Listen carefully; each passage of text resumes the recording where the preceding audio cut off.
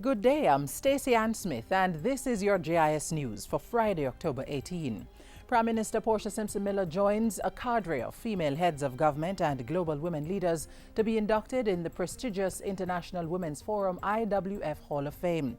The IWF is a 30-year-old organization founded in the U.S. that's dedicated to advancing leadership by connecting the world's most outstanding women of significant and diverse achievements. Through its coveted Hall of Fame award, the forum pays tribute to women who've made an impact towards improving society, inspiring others and building better leadership in the world. Other leaders who received the award include Dame Eugenia Charles of Dominica, Margaret Thatcher of Britain, Nancy Pelosi, the first female Speaker of the U.S. House of Representatives, and civil rights activist Rosa Parks. Mrs. Simpson Miller is being presented with her award today at the IWF Leadership Conference in Vancouver, Canada. The Prime Minister left the island on Thursday to attend the conference and accept the honour and will return on Saturday, October 19. In her absence, Water, Land, Environment and Climate Change Minister Robert Pickersgill is in charge of the government. Today is celebrated internationally as World Mammography Day, and the Jamaica Cancer Society JCS is urging women to get tested and increase their chances of beating breast cancer. JCS Executive Director Hewlett Gordon made the appeal on Thursday as the Scotiabank Foundation donated $206,000 to the organization. The money came from the sale of 2,000 pink pins in support of the fight against breast cancer. For us at the Jamaica Cancer Society, the fight against breast cancer just never stops. It is ongoing, it is continuous, because we all know cancer does not sleep, right? And as long as cancer exists in Jamaica, we will continue to make noise about it.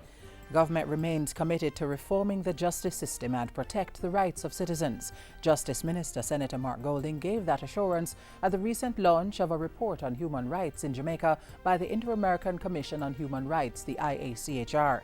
He said the administration continued to implement several initiatives to enhance the administration of justice and access by citizens, which includes the provisional of additional courtrooms, increasing the number of Supreme Court judges, resident magistrates, and other staff in the Supreme Court and the Office of the Director of Public Prosecutions, and also amending the Jury Act to, among other things, widen the pool from which jurors can be selected. Attention is also focused on improving the conditions of persons in lockups. Shifting the focus from consumption to production, Industry, Investment and Commerce Minister Anthony Hilton is pushing for greater emphasis on importing goods that are used as inputs into production rather than items as final products for consumption. The extent to which we do that and are able to do that, we would narrow the trade deficit or eliminate it, because we'll be importing more efficiently and exporting more.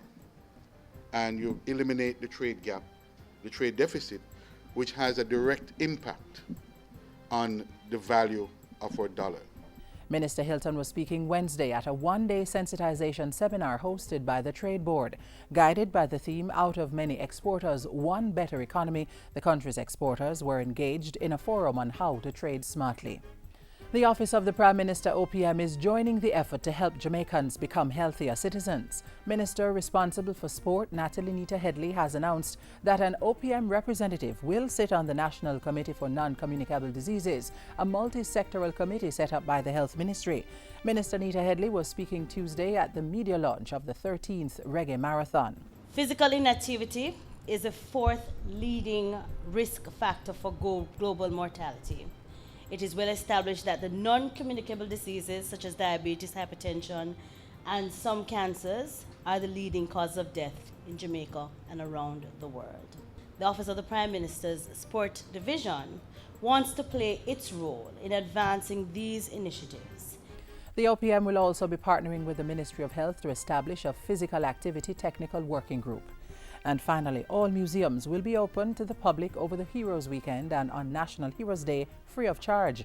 Youth and Culture Minister Lisa Hanna made the announcement at the National Heritage Week Thanksgiving service at the Power of Faith Ministries on October 13.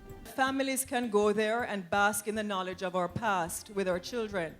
And as we invite you to bring back old-time family outings with your picnic basket and your shed pan and your liquor wash, and rediscover the great stories of our history, which will energize us to greater commitment to national development. Minister Hannah says the theme calls us to a greater knowledge of our history and is being supported by the ministry's project to promote museums and sites of memory. This, she says, will help the younger generation to be more aware and become better citizens. And that's it for GIS News Today. I'm Stacey Ann Smith. Thank you for watching.